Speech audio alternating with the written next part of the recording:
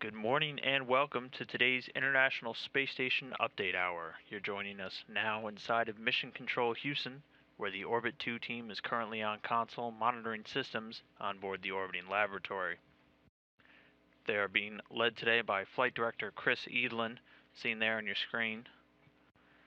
And joining him just a little later at the Capcom console will be Rick Davis. On board, the crew of Expedition 30 is enjoying an off-duty day as they were involved in a flurry of activity over the weekend involving the ATV-3 cargo resupply vehicle, comprising that crew of Expedition 30 you can see on the left in the front row, Expedition 30 Commander and NASA astronaut Dan Burbank, and behind him are his fellow 28 Soyuz crew members, Anton Shkaplerov and Anatoly Ivanishin. On the right side we have the crew of the 29 Soyuz in the front row, Russian cosmonaut Oleg Kononenko. Behind him, European Space Agency astronaut Andrei Kuipers and NASA astronaut Don Pettit. As mentioned, the crew today is in an off-duty day, with Burbank, Pettit, and Kuipers only having their scheduled exercise periods in today's timeline.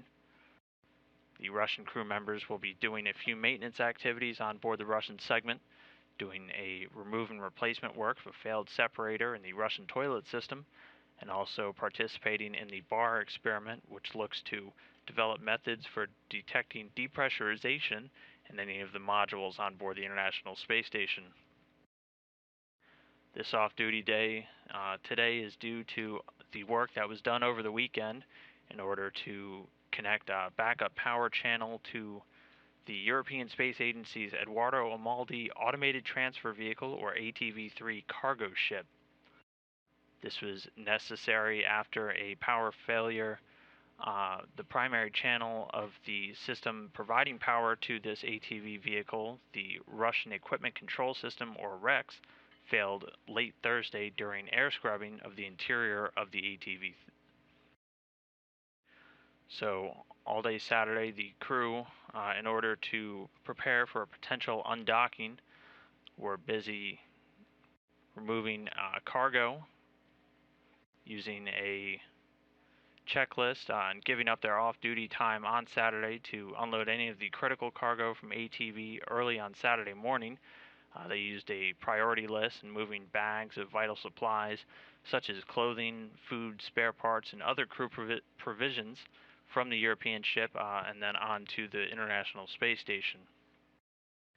And then while they did that, flight controllers here at NASA's Mission Control Houston and also at the European Space Agency's ATV Control Center in Toulouse, France, and the Russian Mission Control Center outside of Moscow worked to restore power to that REX channel, and that was done successfully with all relays closed at 12:03 p.m. Central Time on Saturday.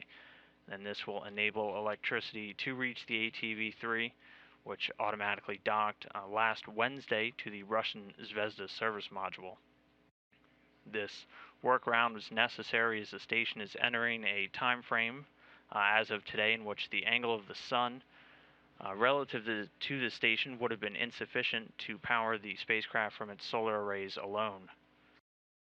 And then following all of these activities, a planned reboost occurred on Saturday on schedule at 4:54 p.m. Central Time, which involved a 6-minute and 51-second firing of the ATV's primary thrusters, raising the station's orbit by about 2 statute miles.